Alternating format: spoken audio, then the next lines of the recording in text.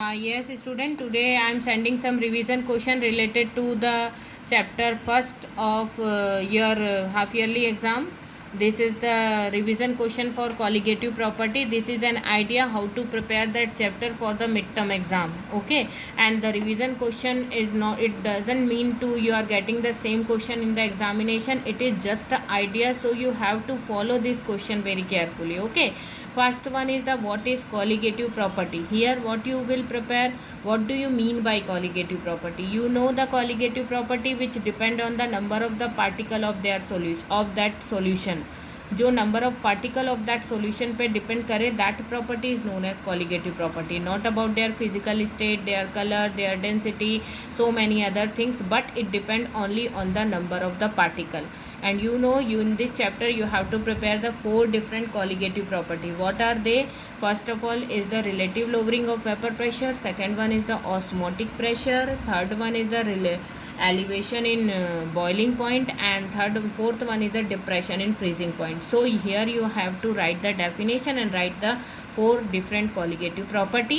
That is enough. This is a 2 marks question for you. Okay, next question is what is osmotic pressure, how can we calculate it? So here you have to explain what do you mean by osmosis and how the osmotic pressure you have to represent and why, what are its utility. So you know the osmotic pressure represented by the pi, and osmotic pressure which govern the process of osmosis. जो process of osmosis को govern करता है, उसको control करता है, in between of the equilibrium it may be stop the osmosis, that pressure is known as the osmotic pressure.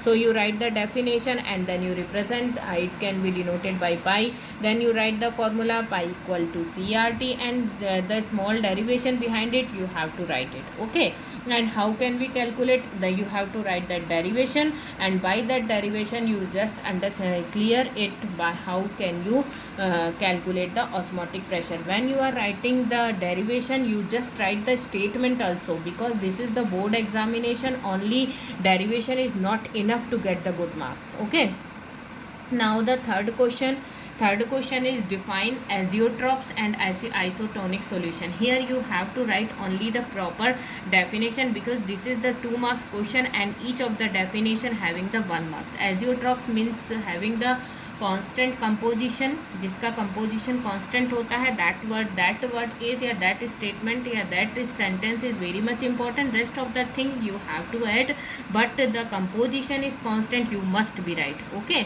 in the isotonic solution where the osmotic pressure on both of the side, inside of the cell and outside of the cell is equal, then it is known as the isotonic solution. Okay, now fourth question, explain the elevation in boiling point. Here you have to write the definition of boiling point, derivation of boiling point, and then you have to write the how can you calculate the molecular mass of solute, it means mb, by the help of it.